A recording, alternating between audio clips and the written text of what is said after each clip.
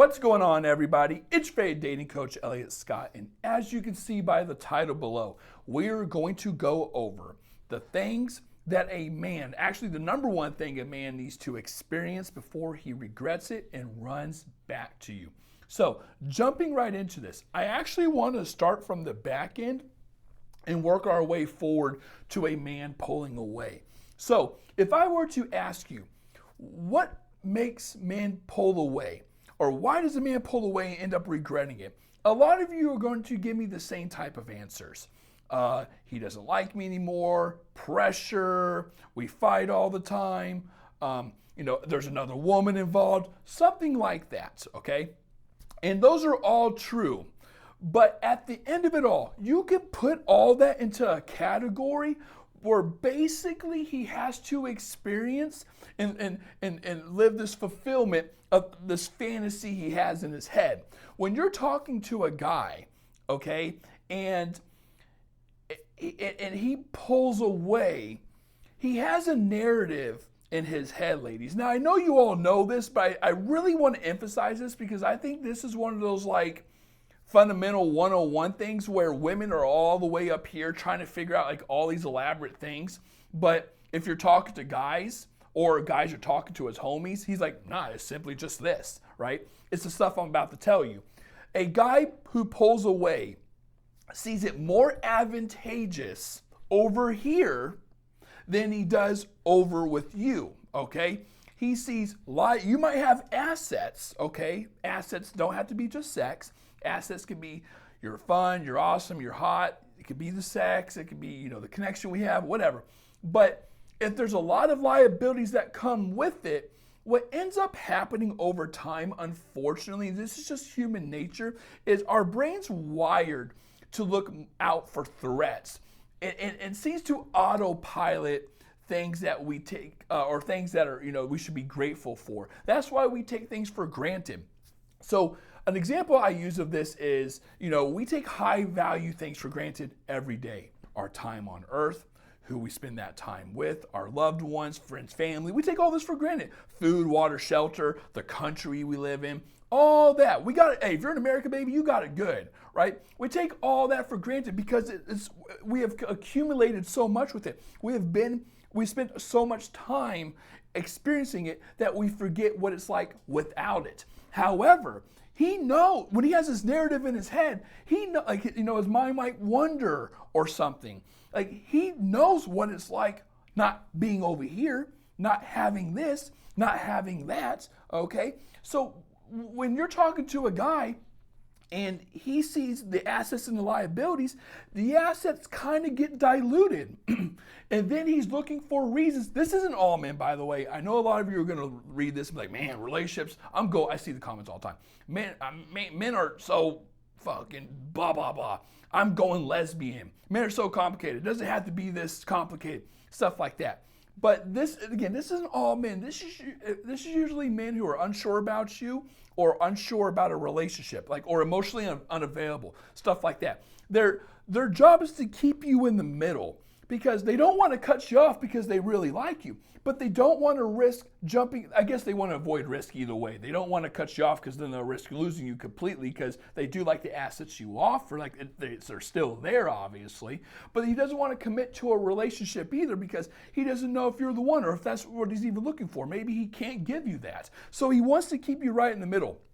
But what I tell women all the time is when you're buying time, he's buying time, and you're the one who has to pay the cost of that. And that's where you feel the pressure. You feel the pressure because you're like, this isn't fair to me. I don't want this. How do I know you want security? How do I know this is going to stay this way? How do I know he's not going to leave, right? So you have to kind of toss it back on him. But if he's unsure and he feels that pressure, he needs to pull away and see what it's like over here.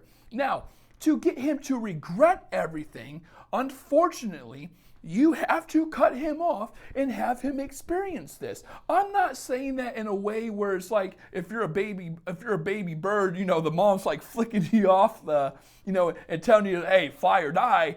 It's not that, or like you still got to have self-respect. okay, in this whole thing. You still got to have self-respect. You got to have value, and you got to have structure. I always say without structure, there's chaos. If you're talking to a guy and he's sporadic, okay, and you let him be that, I tell my clients, I don't blame him. Is it wrong? Is it effed up? Yeah, but why would he not do that? You're letting him. So don't get mad at me for telling you, that I don't blame him. Or don't get mad at him for doing it. You're letting him. You're just as guilty as all three of us, okay? Or the three of us. Like, you can't let that happen. So if a guy pulls away and does that shit, your job's not to chase.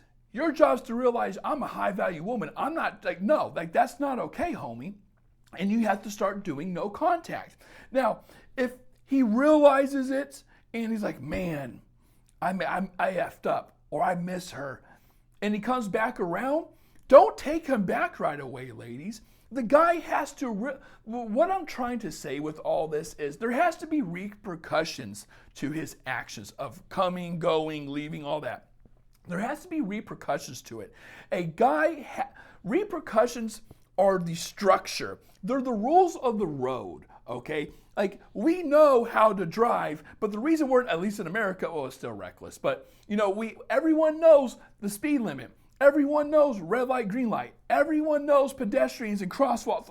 Like, it's structure. If we didn't have that, it'd be worse and crazier than it is. It's literally no difference in dating. Guys are doing what they're doing because they're breaking, I guess this is going to sound like a corny analogy, but like they're breaking the law, right? Like they're doing it and there's no repercussions, okay? If the police weren't holding people accountable for doing this shit, everyone would do it. Or if the penalty wasn't bad enough, like it's a little fine and your insurance doesn't go up, fine, I'll pay it. It's worth the risk. That's why guys are doing this. It's worth the risk.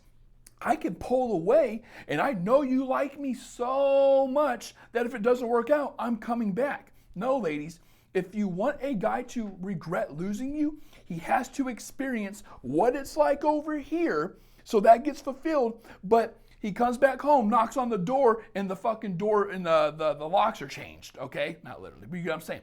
He has to realize, oh man, I can't do that again, but he's never going to regret losing you if he doesn't make a choice is what I'm getting at. He can't stay in this middle where he can have his cake and eat it too, because then you're paying the cost of it, okay? But I hope you understand what I'm saying, but he's not trying to cut you off either. He's trying to see what it's like. He's trying to guide, look at it from his perspective. He's trying to guide it in what he believes, doesn't mean it's right, but his perspective on what is right.